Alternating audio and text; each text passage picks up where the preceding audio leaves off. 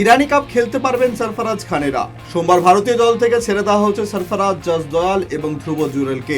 মঙ্গলবার থেকে শুরু হবে ইরানি কাপ। এই টুর্নামেন্টে রঞ্জিজয়ী মুম্বইয়ের বিরুদ্ধে খেলবে অবশিষ্ট ভারত। সেখানে মুম্বই দলে রয়েছেন সরফরাজ এবং অবশিষ্ট ভারতের দলে জুরেল এবং দয়াল।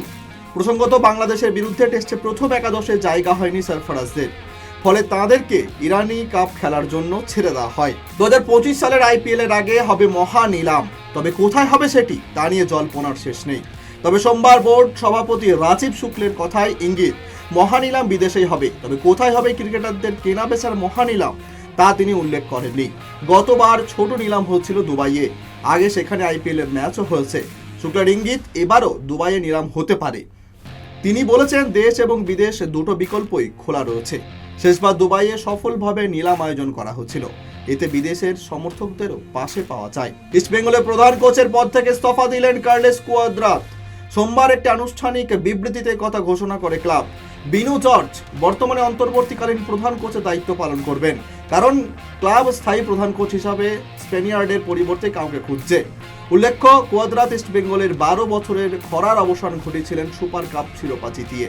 তাছাড়া গত বছরের ডুরান্ড কাপেও তিনি দলকে রানার্স আপ করেছিলেন। ফুটবল বিশ্বকাপ জয়ের পথে আরও এক ধাপ এগিয়ে গেল ব্রাজিল। রবিবার রাতে কোয়ার্টার ফাইনাল ম্যাচে তারা মরক্কোকে 3-1 গোলে হারালো। ব্রাজিলের জয়ের নায়ক মার্সেল লিয়ান্দ্রো লিনো ও দিয়েগো মরক্কোর হয়ে একটি গোল শোধ করেছেন ওতমানে। উল্লেখ্য, 1989 সালে যাত্রা শুরুর পর টানা 3 বার চ্যাম্পিয়ন হয়েছে ব্রাজিল।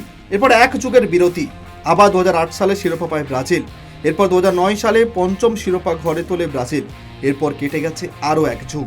সব শেষ আসরে ব্রাজিল তৃতীয় স্থান পায়। 5 ম্যাচের সিরিজে প্রথম 4টি ম্যাচ হচ্ছে হাড্ডাহাড্ডি লড়াই।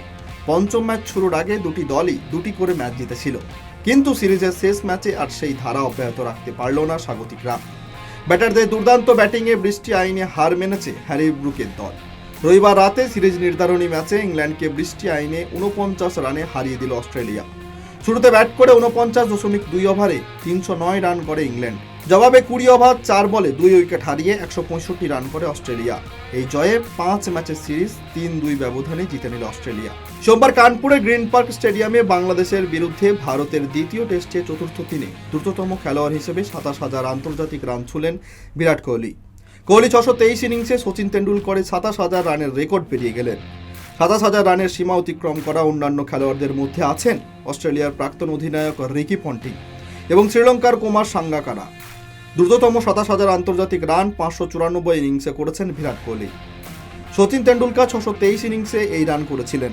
কুমার সাঙ্গাকারা 27,000 রান করেছিলেন 648 ইনিংস খেলে এবং রিকি পন্টিং 650 ইনিংস খেলে এই রান করেছিলেন।